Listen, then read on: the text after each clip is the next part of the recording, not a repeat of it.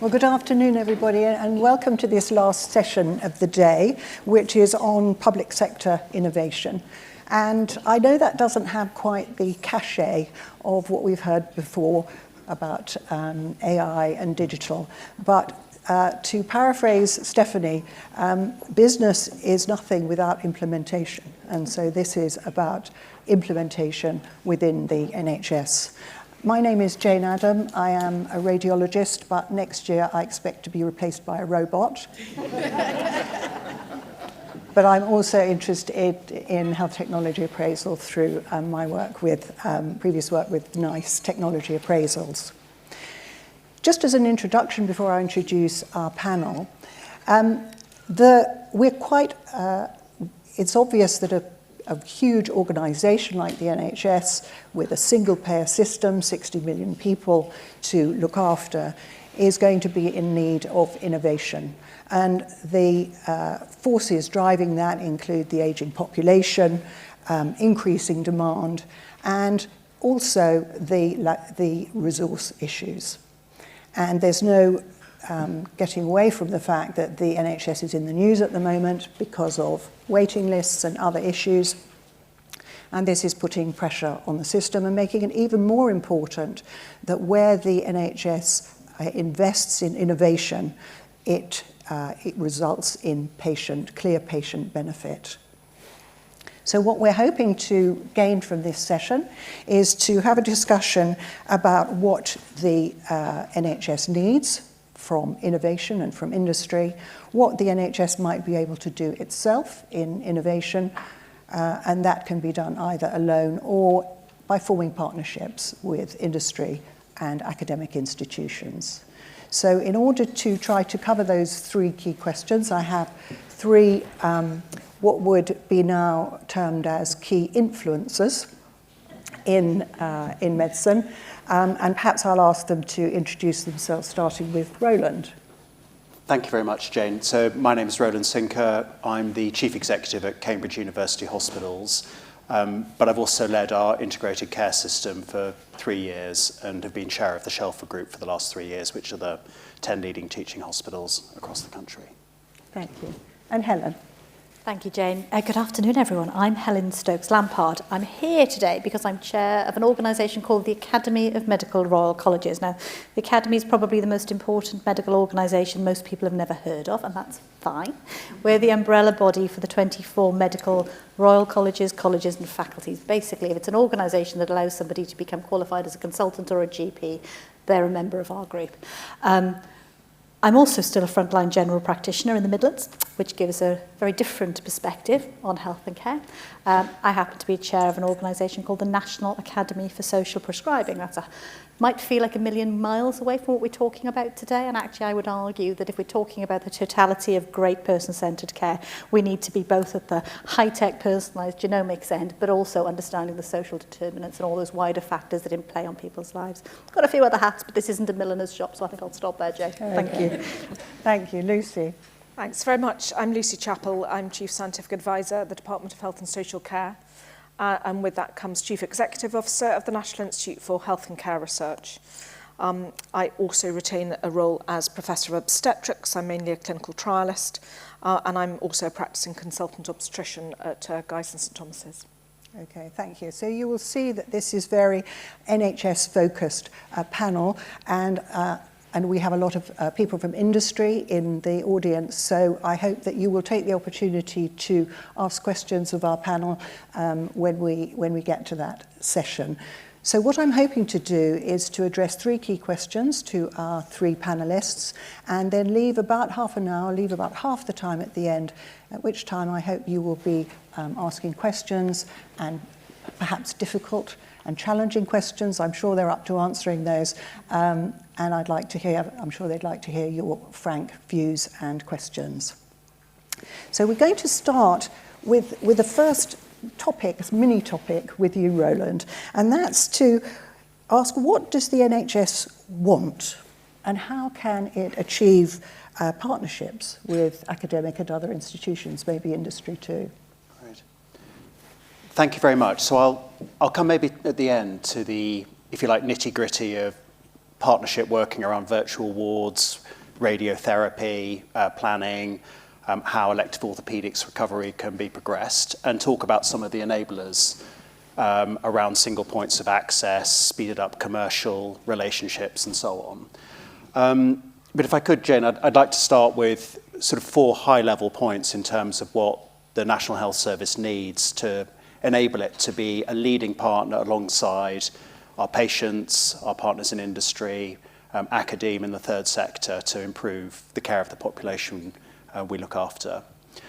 So the first of the 4 themes, I think, really relates to this point around building on hope and good practice. I think it's quite easy at the moment to take a kind of catastrophized narrative in terms of how health and care is being provided at the moment. And for nearly everyone in this room, if you were to go into a local GP, into your local hospital, the care being provided to you by the doctor, the healthcare scientist, the nurse, the healthcare assistant today would be really terrific. And I don't think it's helpful to catastrophize the NHS and shatter hope. It's not going to attract talent. It's not going to enable the sort of leadership that we saw during COVID in particular, but we've seen repeatedly in terms of how our professionals step forward to think of new ways of providing care. And I think alongside that, every single day we see enormous innovation and improvement within the National Health Service. Sometimes that's entirely self-generated between a consultant colorectal surgeon dealing with colorectal cancer and the nurses doing the early screening of the diagnostics that are coming through to amazing partnerships. I mentioned radiotherapy, planning with Microsoft, NRI, through to amazing work with pharma. So there's a lot of good stuff happening. Let's talk about the good stuff, let's learn from the good stuff, and let's move forward with a sort of sense of hope and ambition, not it's all doomed. The second theme for me, Jane, I think relates to creating a sense of stability and space in which we can do the things together we know are possible. Stability, let's wipe out the industrial action. We in Cambridge have lost 12 weeks of productive activity, improvement, innovation, partnership working, really just since October, November time. And that's 12 weeks we could have spent talking to colleagues in industry about new ways to look after people outside of hospital, new ways to diagnose cancer early. So we've got to give some stability, some sense of a team that can work together to move things forward.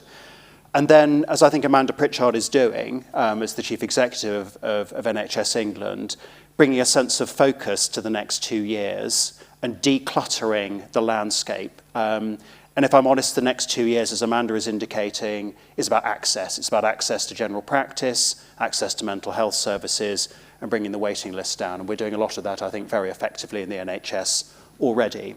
And then I think also trying to minimise the amount of governance and oversight and multiple duplications of reporting. And for all of us here, we'll know what I'm really saying is we're trying to create an environment where people are not distracted, buffeted, but we're giving them the space and the calm to work with partners to do things in a radically different way. So that's my second theme. The third, I think, relates to the model of change. And if I'm very honest, the life sciences ecosystem model we have in this country at the moment isn't working. I think we're able to do extraordinary things, but it's not because we're doing it in a planned and organised way. It's happening, if you like, in spite of the architecture rather than because of it. And I think we need to go right back to the needs of the citizen, not the patient, then the patient, and then be thinking with enormous purpose and holding ourselves to account to identifying the teams of people we need to empower to pull through change and lead change in a very systematic and structured way. That will absolutely have a place for big national and international initiatives around, for example, lipids management and pharmacological interventions in that respect. But there's an awful lot more we've got to do to get that ecosystem working in the right way.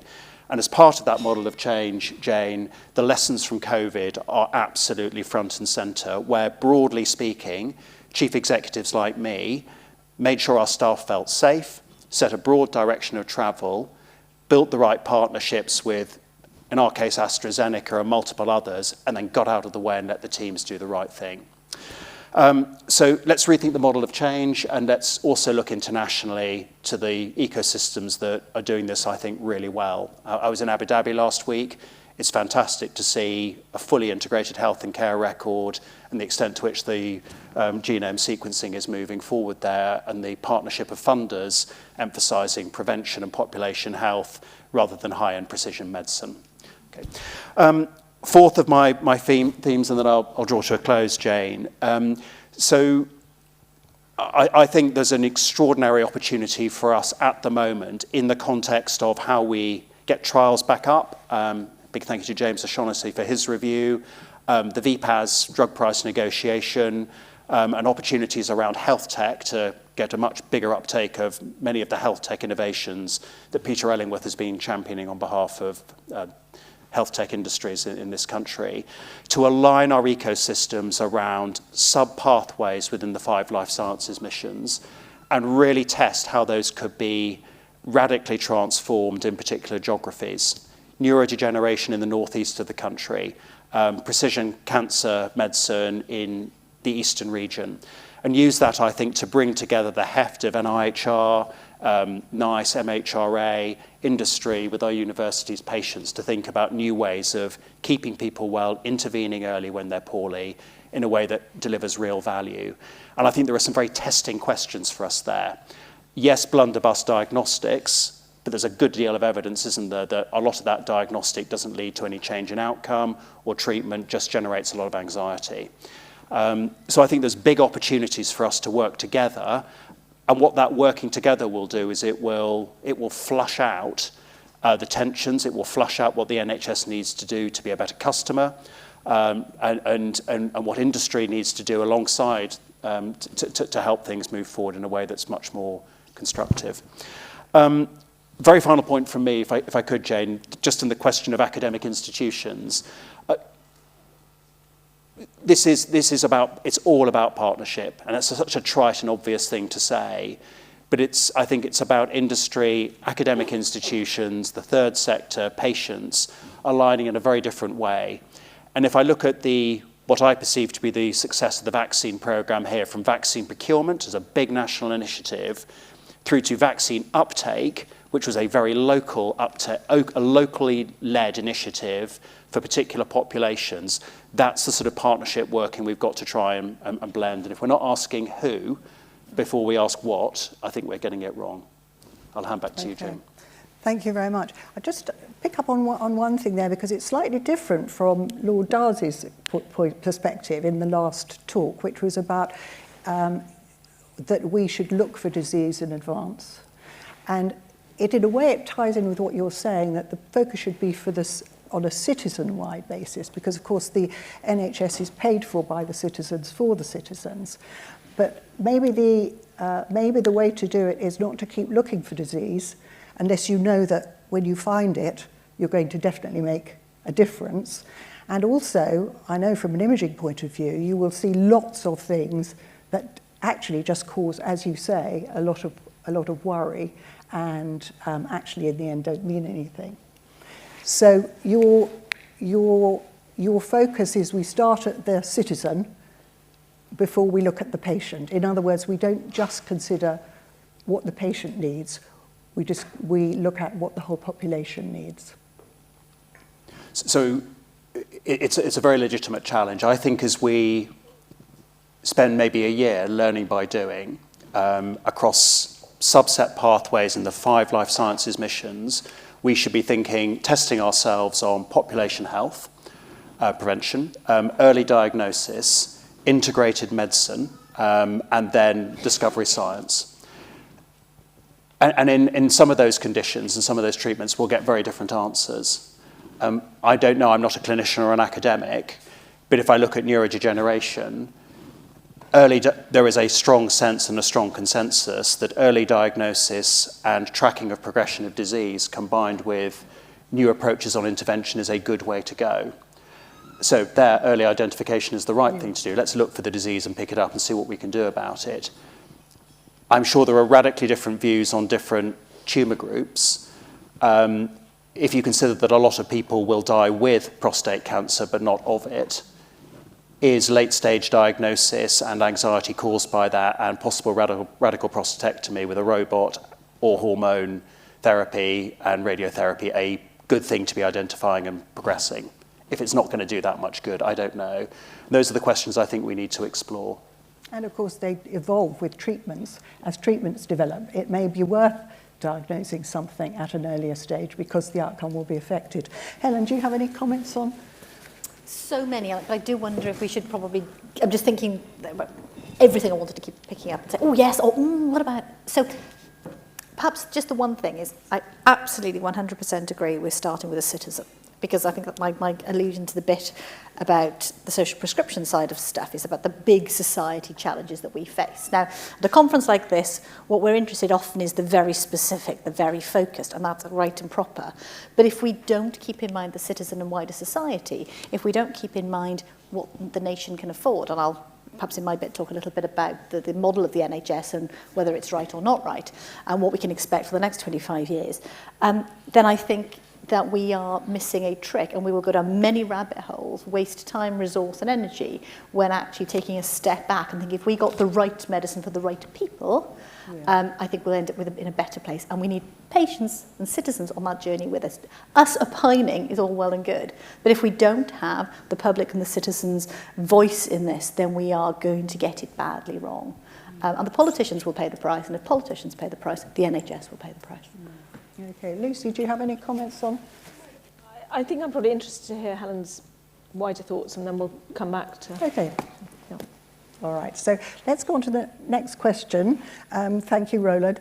And we'll ask perhaps Helen if she could address what can the NHS do for itself? Yeah, like get our own house in order, you mean? Mm-hmm. So thank you, Jane, and thank you, Roland, because I think it sets it up quite nicely. When I was thinking about how on earth to start with this, and there is so much the NHS can do for itself. So, and I'm sure you will have thoughts on that, so I'm just going to throw a few ideas out to get us started, really.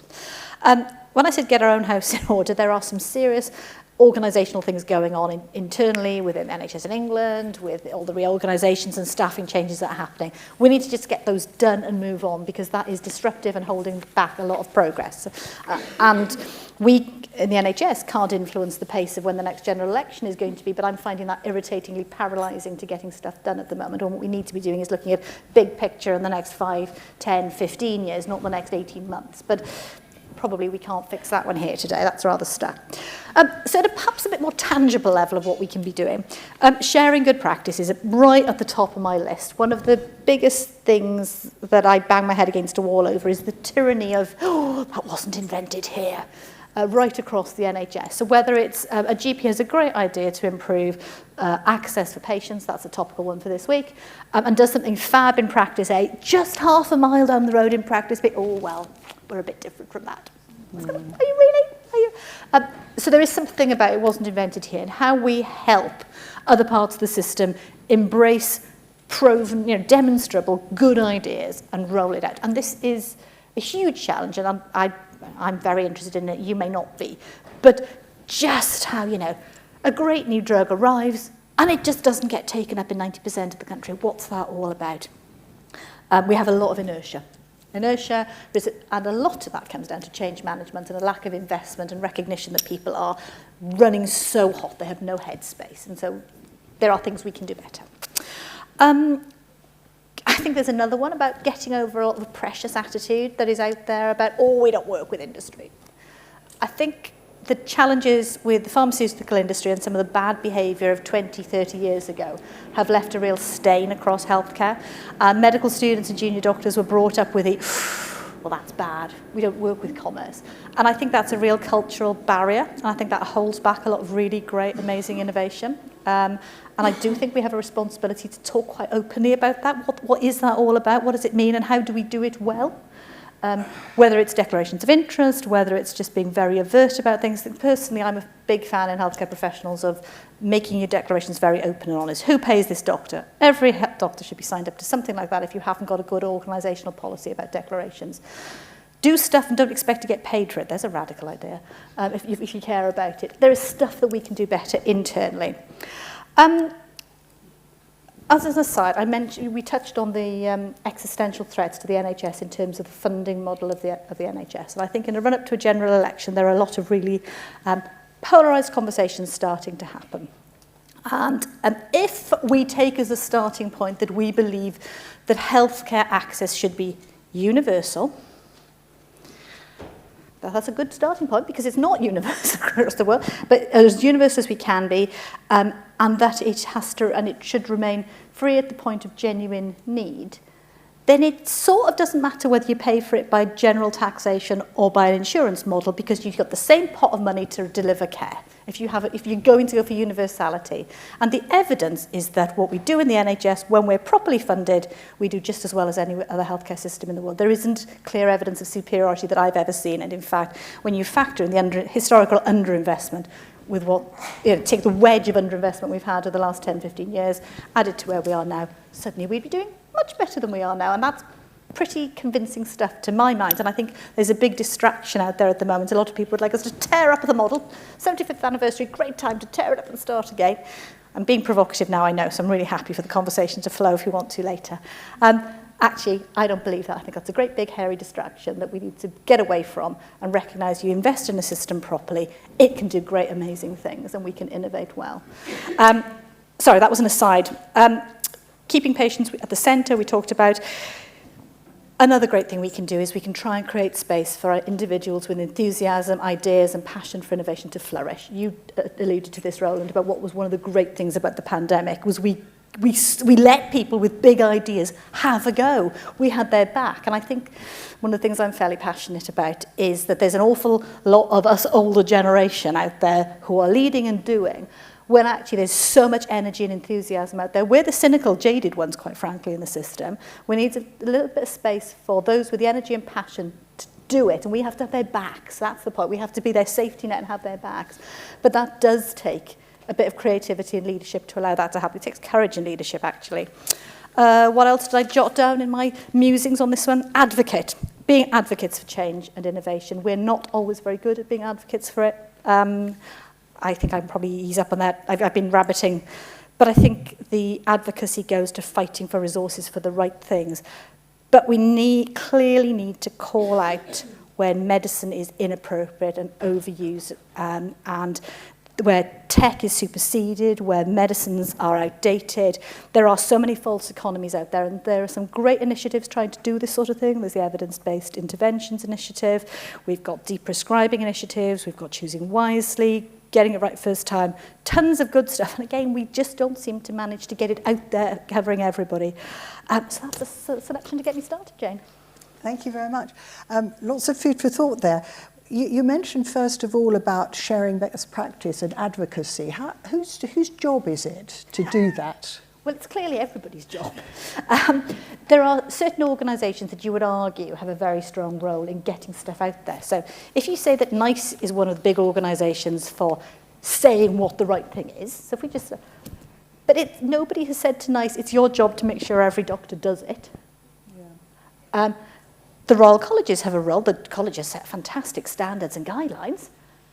They haven't managed to get every doctor to do the right thing all the time because there are so many other factors. You know, whether it's a prescribing, a classic one is we have local formularies, which are set up with great reason, but those committees and groups aren't resourced to do their jobs properly, so they often have several years backlog in getting drugs approved. So the classic challenge, I work in a GP practice, which is we are exactly equidistant between two district general hospitals.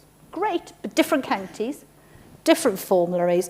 The challenge we have, oh my gosh, dermatology is the one where the dermatologists in one trust use a completely different set of meds from the other. One trust, our formularies aligned to, the other we're not. Fit testing came in not so long ago. Oh, the bun fight we had over fit test. We had our colorectal teams in one trust, incandescent that we weren't using a test that we had no access to. You know, this stuff wastes time and energy, and we can do better. So communication is obviously at the heart of this, Jane. Who is responsible? Everyone's responsible. If we talk about it, we start at least to identify the blockers and move it forward. Clearly, ICBs and ICB chairs have a role in trying to bring this stuff together and improve it, but it has to come from the very top of NHS England to the most frontline clinician of every level. Actually, not just clinicians, clearly. Sometimes it's the receptionists in my practice that have the brilliant ideas for how to unblock something or make the system work better. Sorry, bit of a woolly answer. Thank you very much. Food for thought, and we may have some questions on that later. Do you want to respond to anything that... I've got a huge amount to ask, but maybe come to that in a moment. Do ask. So Helen, if I could ask, so you talked about the funding envelope for health and care in this country, and you didn't really touch on care, did I? So health and care, but even if we just looked at health, what I heard you say was, look, there's the NHS budget, and then there's what people are spending alongside that in terms of healthcare, which can be everything from accessing online services or use of private insurance. And you're saying, look, the net of all of that is a lot of money. It's a lot of money. If we collectively come together, and you think about the citizen at the heart of what we're trying to do, you think about empowering many of the clinicians you work with already, is there a different conversation about how that budget's spent? And I'm thinking here about artificial intelligence, citizen empowerment. There's a whole sort of cascade of things coming through us at the moment. So what... Yeah. And can I add in? Go on. I mean, one of the other ones we haven't touched on is the role of the employer. And how we've got an opportunity and actually probably a need at the moment to link work and health, particularly for that age group. Now, you might say it's driven by our economic inactivity at the moment, but actually it's driven by a virtuous circle for that age group, not for the small children, obviously, for work and health, but actually understanding where we would take that wider responsibility for health into a very different place. And we've not really had that expectation in the UK that employers and employment is part of that conversation. It's a very underbaked and an underutilised route, I think. Okay, thank you very much. So perhaps we can come to you, Lucy, and ask you, crystal ball, what promising developments can we expect in future? Thank you. Topic close to my heart. I started writing a vision, what I sort of was thinking, the what, and I realised that I have to explain that it was me who wrote this, not ChatGPT, and which, although if I'd given it to my teenagers, obviously it might have been different. And there's now very live conversations at our table about the pros and cons of such a route. So I was thinking that what I think many of us, I hope, would share is a vision of smarter healthcare, and a theme that we've heard over this afternoon is healthcare, not disease care, and that we've had such a focus, and as people say, why don't we have a national health service, not a national disease service? And really, again, to pick up on themes that Roland and Helen have talked about, it recognises person-centred health delivered by an enabled professional team within an optimised system. And that's got to sort of feel what we all want. So I want to sort of think of that through four different ways. What does that mean for persons, citizens, patients, the public? We know that there's an ongoing tech revolution. And I think something I feel very strongly about is that we need to ensure that is adapted so as not to widen inequalities, because we cannot afford a tech revolution that widens that gap. So for me, as head of the National Institute for Health and Care Research, the NIHR, R&I, and for all the people in this room, has got to just completely normalise inclusion. So it's for science, it's for impact, it is not for a tick box. It's because you want to make a difference to the UK population and our global population. And so that tech, and we've touched on that, needs to be evidence-based. And there's a tension, because do we just sort of roll out every innovation, and that was useful at some times, and sometimes we are too slow, and sometimes we can be too fast, and sometimes we have to stop and say, show me the clinical effectiveness, show me the cost effectiveness. We saw some good examples. I mean, you can take virtual wards, which did accelerate through COVID, but actually, if you unpick that, the hospital at home randomised controlled trial had preceded it and showed the benefits. You look at the risk algorithms for COVID morbidity and mortality, those were of direct use. And I think we need to think about, from a person's point of view, greater delivery of healthcare through innovative blended methods. So not saying that it's all of one, or all tech or all no tech. So wearables, video consultations, virtual reality interventions in mental health, but not in isolation. Think of the genomics. We've got the newborn screenings programme coming through Genomics England, and think about how we address and build in sort of understanding of the ethics around that. And then crucially integrated in a multimodal fashion, whether it's with imaging data, clinical data, patient data, person data, all of those. And this leads to something we've touched on. Are we all going to be clumpers or splitters? And where is the role? I think it's time for both. I think some things you take on a population basis, and we should be clumping, and Helen touched on this, and sometimes we need to be splitters, and we need to have personalised healthcare. And I don't think they are sort of binary, dichotomous, one or the other. So the second theme I want to pick up is around professionals. And by this, I am very clear that I mean all health and care professionals, not just a biomedical model. And so this needs to be about how we see this, that innovation and emerging developments are for all across health and care. So that might be better, more productive ways of working across teams, and where we see it supported by tech, not enslaved by tech. And there's a sort of a subtle difference between those two. So when I do antenatal clinic on a Wednesday afternoon, I sit and I often, I hope, deliver value by talking to the woman. ChatGPT hasn't quite replaced me there. And so there is that value in that very sort of strong team approach working with the midwives. I also measure blood pressure and I dip urine about 10 times a clinic. And that's actually what my predecessors were doing 100 years ago. And there are times when we have to say, how do we move on? Now, actually, some of my work has been in developing a diagnostic test called placental growth factor, which does exactly that. So thinking about where you're going to blend as a healthcare professional these different aspects. And the solutions that we're looking at need to overcome inertia in health and care professionals, in the guidelines, in the system, but also give us a break. Some inertia is understandable at the moment, given what the health care professionals have been through. So how do we actually acknowledge that inertia and talk about how we overcome it? And one of the things I think we all need to be clear about is that we need to address how our training at all levels addresses the demographic shifts, the ageing population, and crucially, the rise in multiple long-term conditions, because at the moment our training doesn't really embrace that. And we're talking about the health and care professionals of the future. So the third strand I want to pick up is the system. And as you're all well aware, we've largely got a healthcare system that's designed as a secondary care model that caters for individuals who are broadly only allowed to have a single condition at any one time and on a single intervention per condition. And we're pretty intolerant of much else. And I say that as someone who's had to overcome my biases in that. And it's often designed for outcomes that matter to doctors or scientists, and not particularly for patients. And if you ask women, in my case, what matters to you, they don't necessarily come up with the same answers as me. So we need to sort of think about reimagining this. We've heard about the importance of prevention and population health, not just disease care. We've heard about the need to be community-focused, ICS-based, which I think I've come around to thinking how important this is. I would say we need to be very clear about this is wider than health. So what about the built environment? What about transport, education, food? And how do the people here really think about influencing that? I'm part of the Chief Scientific Advisor Network, so there's one CSA in every government department, and a government CSA, Mark being an ex-government CSA, actually working across government departments is harder than it looks, and it's always easier to stay in your silo. So how do we buck that trend?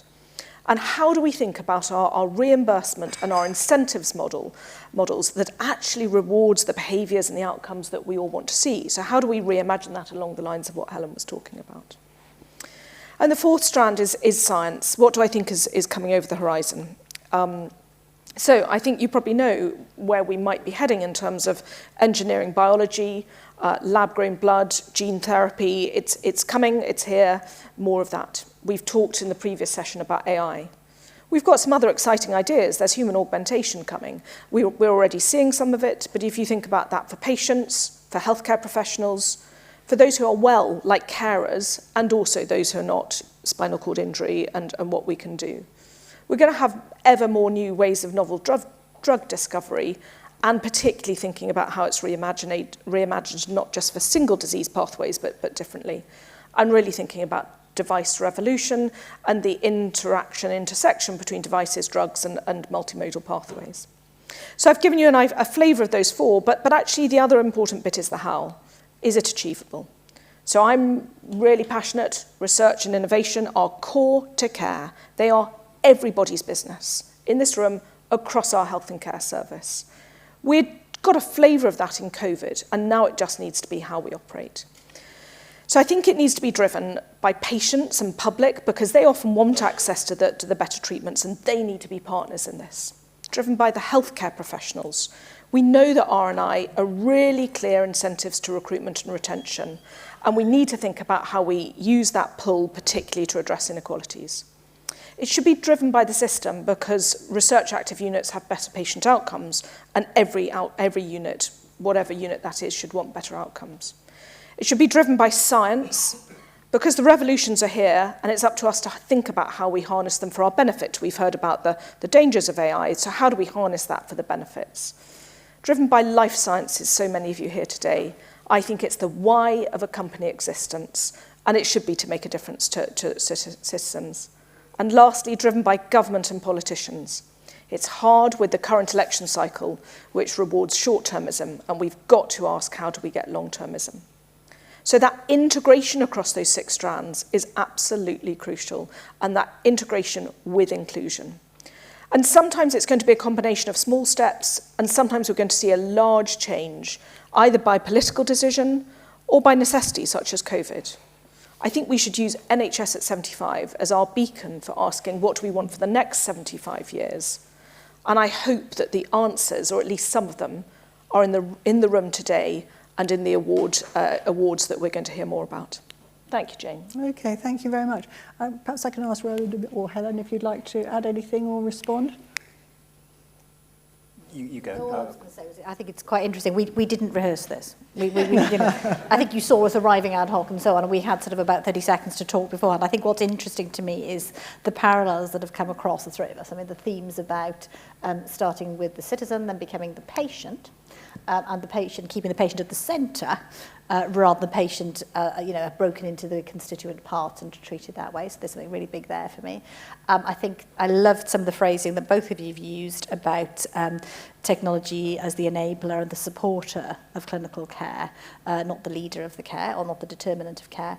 And I think also for me there is something about partnership, working, communication. I mean, and the research and evidence base behind it all. I think all of us have come up with that as something. So I think there's a strong set of themes for the discussion. Okay, Jay. good, thank you. Have I just done your job for you? Yes, you have. That's what Thank my you brain. so much. Yes, do. A question. Lucy, when you were talking about a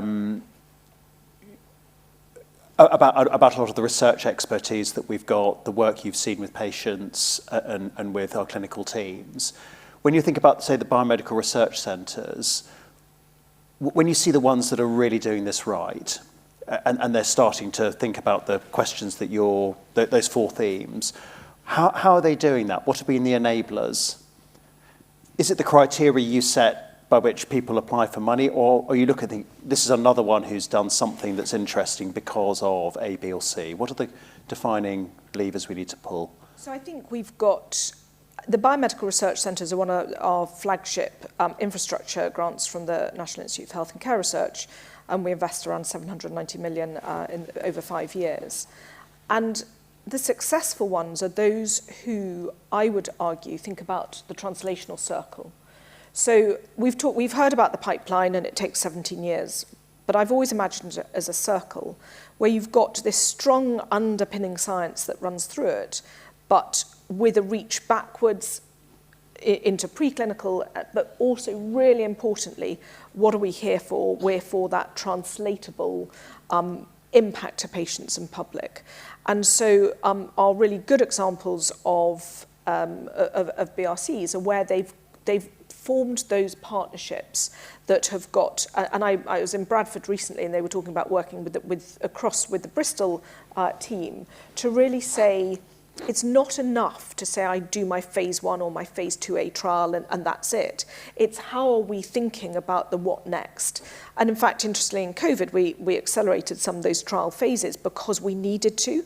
And sometimes, as we all know, perfection is the enemy of good. So where do we have a proportionate governance framework with regulators like Sam Roberts and June Rain at MHRA, who are working so hard to try and get this right.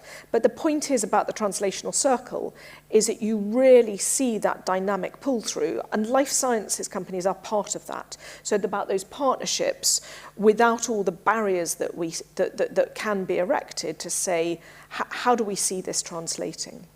And I think that, again, that seamless integration with partners in the NHS, so moving away from any them and us to saying, how do we get this woven through what we do? I want to come back, though, and perhaps explore more of the barriers and saying, how do we get, why is it that after COVID so much has slipped back? And just accepting what human factors drive that.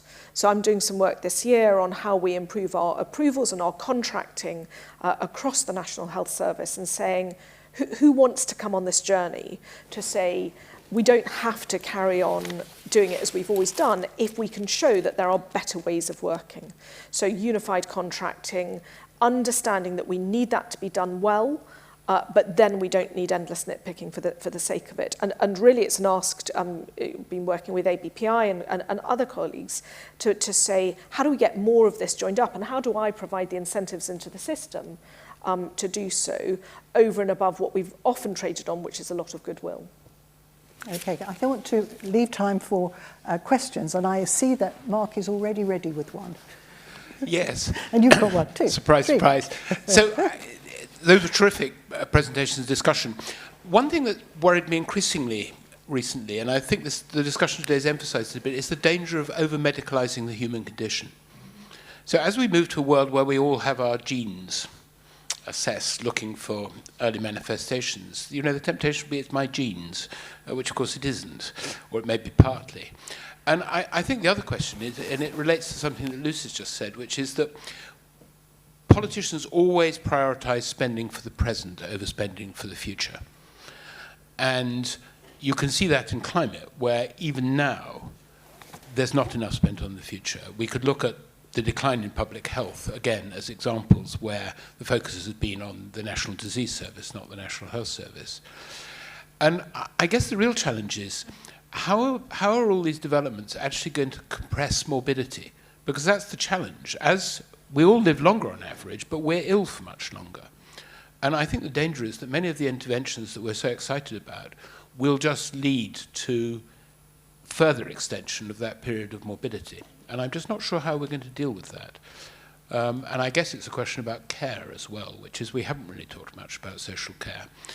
But again, I think it's that boundary between what is health and what is disease. And I don't think we get that right. So it's a question and a comment. Would anyone like to respond? Okay, so what you're saying, Mark, is we're all going to have these interventions, so we're all going to live longer, but we're not going to be very well, and so it's going to be more expensive. Healthy life years, which I know for females is quite stark. So, and I know them by deciles. In the lowest, in the highest, in the most deprived decile, your healthy life expectancy as a woman is 50 years, and your total life expectancy is about 75 years. So that's really quite harsh, that you've got 25 years with comorbid conditions. And in the top decile, it's closer to around, the gap is around 10 years. So I think we all have to ask ourselves and think about how we engage with that. Where do we get the balance between individual responsibility and empowering individuals to do that? And it goes back to my point about sort of incentives and reimbursements, both on a personal level and on a population level. And how do we drive that? And that's actually partly because social and behavioural science has not had the same profile as biomedical science, and yet it's going to need to drive a lot of these changes. Okay, thank you. I think Stephanie. Yes, sorry, do respond. Yes. Also comments on this. So I think we've all sort of alluded to the point, Mark, and that's that I don't think any of us are convinced at the moment that we're focusing on the right questions.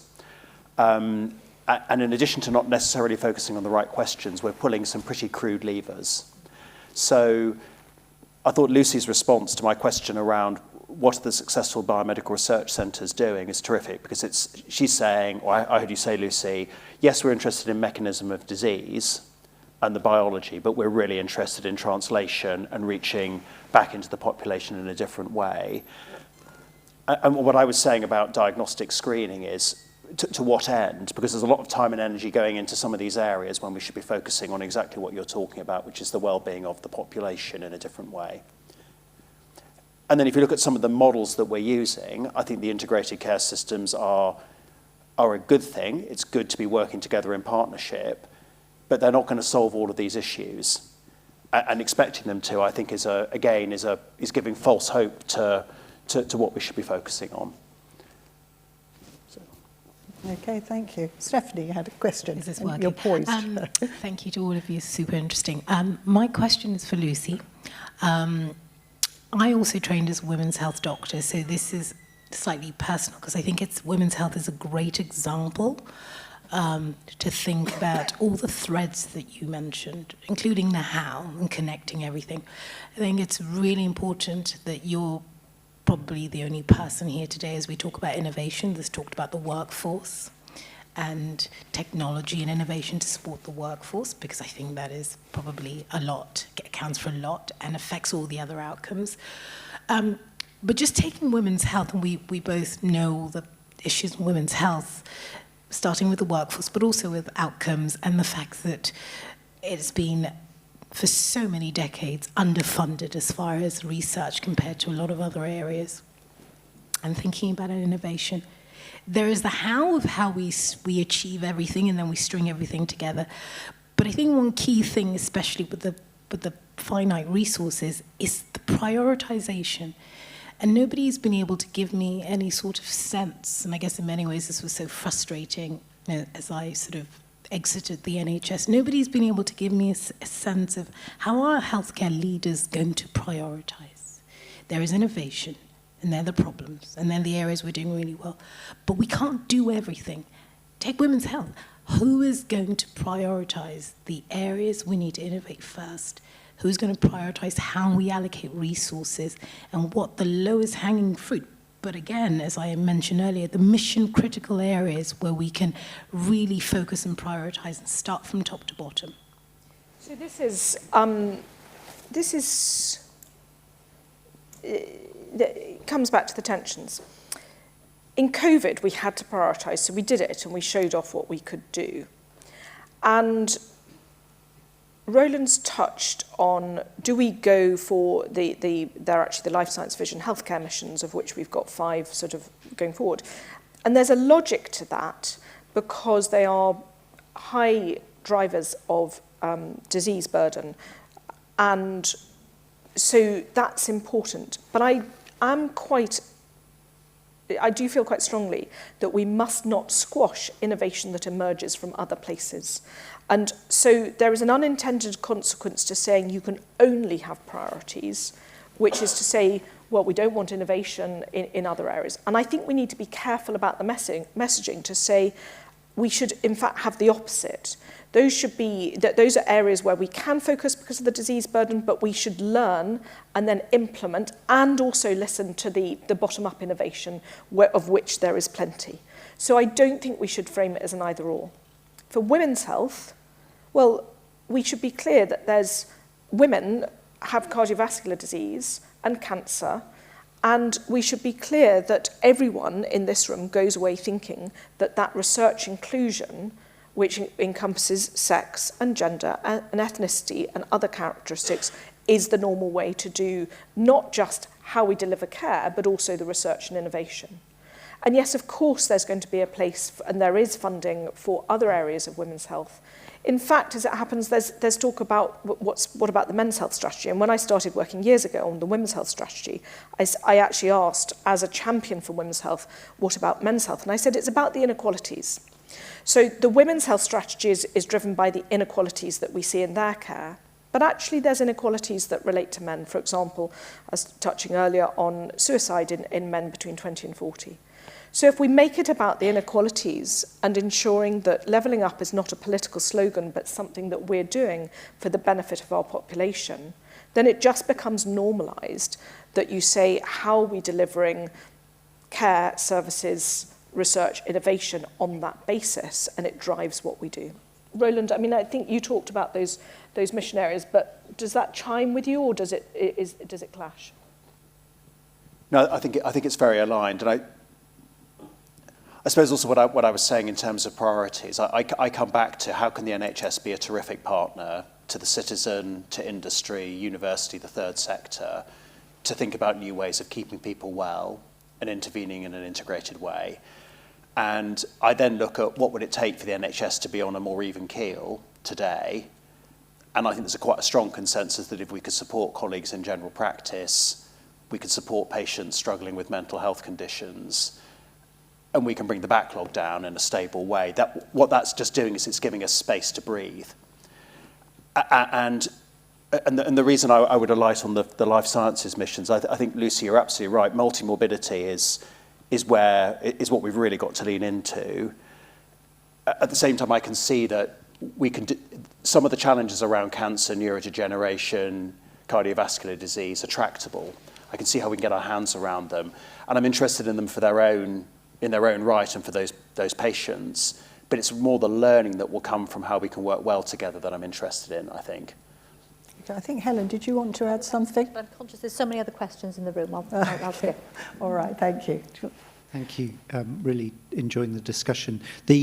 I'd be really interested in your thoughts of how we achieve this balance between the need to fully empower and enable the full workforce to innovate and move things forward, and the need to generate actionable data, in that one of the undesirable consequences of the response to COVID was this outpouring of enthusiasm that led to about a gazillion pilot studies that generated no actionable data, whereas it was actually a very small number of quite centrally led command and control pieces that actually generated data that saved people's lives. And there's an inherent tension there, and I'd be really interested to hear your thoughts on how we can try and square that circle.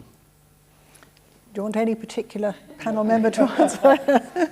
So I think that's a very good point. And I think that relates to how we choose to organise our research. But I'm actually going to add in sort of our innovation, and particularly because of the growing interest in smart and intelligent use of real-world evidence, which is a really emerging methodological area. So, so the question is, is there a finite capacity to take this on? And you know, there's a part of me that says, you know, the NHS is huge. Imagine if we really geared the NHS towards, you know, imagine that everyone with any health and care contact, you just took part in whatever research there was. I mean, that would be my vision, and I would say that because of my role. We're not quite there yet, and if we do have a finite capacity, probably constrained as much by our workforce as anything, our research delivery workforce as anything else, I completely agree with you, Duncan, that we have to think about our highest quality, most feasible, not leaving the hard science behind, but feasible delivery in order to get greatest impact. And so many of you will be aware that we've been doing a reset of our portfolio, which we run through the NHR, to say it doesn't make sense to have what are known as the zombie studies, which are not recruiting. The science has moved on, the deliverability and the clinical pathways have moved on, and therefore they're not having the impact. And that can be seen as heresy, but in practice it's seen as having a research vision, so that when people have got timely ideas that need to land and land now, we can take them on. I think the view is that I think we can both grow the pie and grow our efficiency and effectiveness of delivering that. And I think we shouldn't stop to ask, how can we get everyone involved in this? And how can we make it relevant to everyone? And to continue on that mission to say, this is normal. And there are hospitals, you know, like Cambridge, and there are GP practices who are already doing this. And we see, particularly say, for example, in oncology, where it is a huge pull. So imagine if we keep on growing that normalisation so that it becomes everybody's business, and that therefore sort of dilutes the impact of it. It still means you have to have really strong science, really robust methodology, because otherwise what's the point? And you're not going to get your impact or your practice changing. Remembering that practice changing is as important by those studies that show no effect. I do not call them negative studies. They are all results. And we should be as good as stopping the low value less, pointless interventions. And we are all really bad at that as a system, so that we make space for the new effective interventions that do work. Okay, thank you. I know Helen wanted to respond. Do you still want to respond to that? Yeah, and then just two more brief, questions. because it is a tangential point to what Lucy has said. I like your challenge, but I would respectfully push back a little that within those gazillion studies with no usable data, there will be absolute gems which are at risk of being overlooked if they are dismissed too quickly. So there is something about local people who are research literate in picking out the gems from the mud. And I think we do risk that, because it is from those tiny gems that we can see the great stuff. So I think there is obviously at the front end, the spiky end, there is something about promoting research literacy, enthusing and encouraging the amateur, so that we can pick up some great ideas. And so I think it adds rather well to what you were saying, Lucy, but I think it is not to be forgotten. And whilst clearly, I do have an academic background, I absolutely value the gold standard stuff, but I've seen some really interesting, amazing stuff come from those teeny tiny gems too. So let's not get too... Let's give it a little bit of space for them. Okay, we are at time, but there are two people who had their hand up for some time, and so I'm going to allow them to have their questions. My name is Richard Butterworth. I'm the head of partnerships at Moderna. I just wanted to say a big thank you to start with for all the work that's been done, and we certainly feel the innovation. And from that perspective of keeping the momentum, I do a lot of site visits, and it was great to be able to get that. What I'm feeling now is that slight change that we were coming into sites and we were actually giving that oomph, the real push to get a move. And I really do feel that it's reversing a little bit, that we're being asked to fit in to what's being done at sites. And we've got lots of ideas. And we're not a pharma company. We're a digital company with products for healthcare and that get to patients. So from our perspective, we feel that there's a lot that we can give. And we're trying to get to that point, and we're seeing some of the trusts do that, and they're opening up different hubs and different kind of models for us, but it's not across the board. And I think it's a shame. It's hindering what we're trying to do. And we will work with regulators, we'll work with anybody to get things moving. We are, but we need it at the grassroots to make that work. Okay, would any of you like particularly to respond?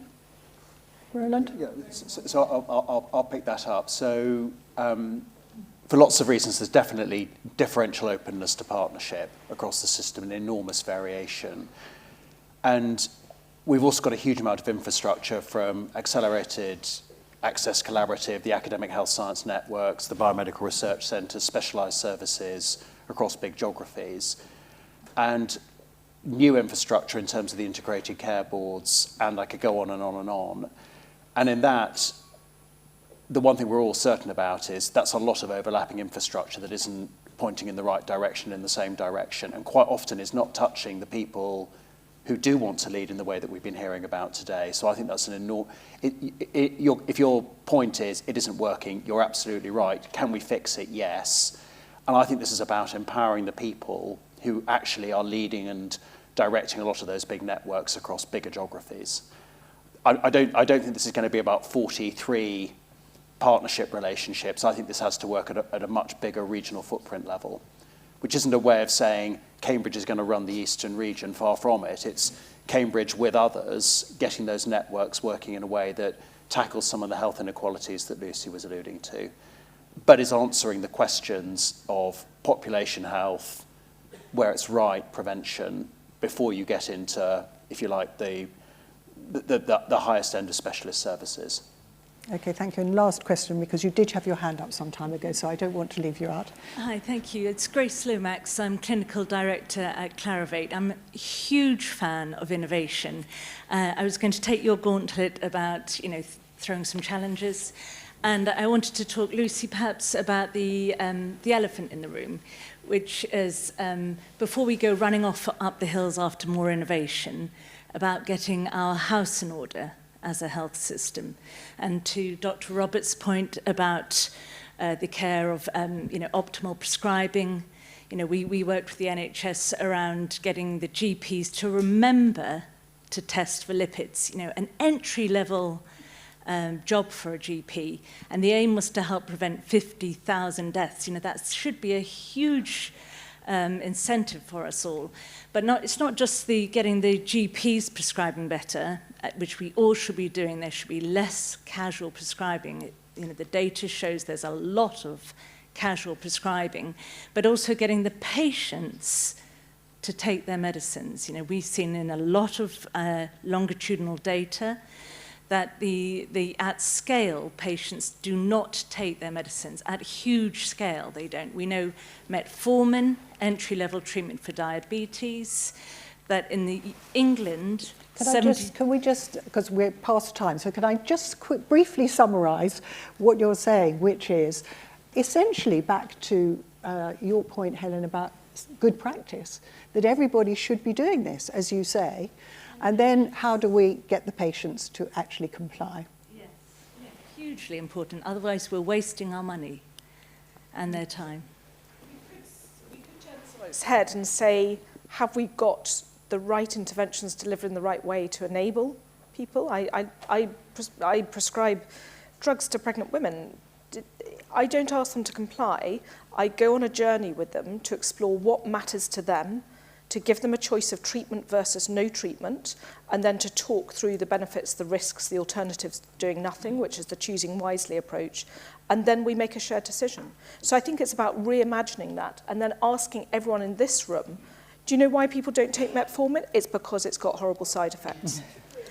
So essentially we're saying, well, how would we work with patients and with the community and with science and with everyone here to say, if we want to tackle the problem, whether it's gestational diabetes in my case or diabetes more generally, how do we provide solutions that work for the people? Okay, thank you very much. I think we must draw it to a close. Thank you very much, panel, for your... I'll hand over to Mark. So I just want to round up very briefly. We've had an exceptional day. 4 amazingly good panels. And we've covered an enormous array of areas as well. So starting with resilience, a topic that I think we need to talk far more about in the future. The whole question of access, and its access within a country, a rich country like the UK, drawing attention to what Lucy just said about the social determinants disease and the enormous disparities that we have in health. We've talked about, it's not really the elephant in the room, it's the artificial intelligence in the room. But there's still, I think, a pretty strong place for human intelligence.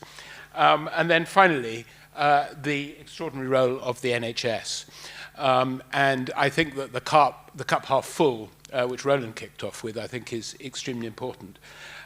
This wouldn't have happened without input from a lot of people. And I want, first of all, to thank the 4 chairs of the panels because they helped to shape them. So Munir, Mel, Stephanie, and Jane, thank you to all of you.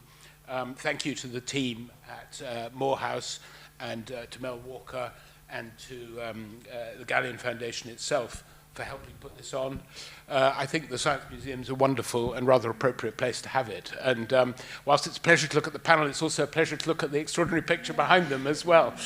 And finally, I must thank all of the panelists themselves, because I think we've been privileged, actually, by an extraordinary array of contributors and the very nice engagement between them, so that we've had very good discussions. And thank you to the audience. And so I hope we'll be seeing many of you at the Prize Awards ceremony a bit later. But thank you all once again. It's been a terrific day.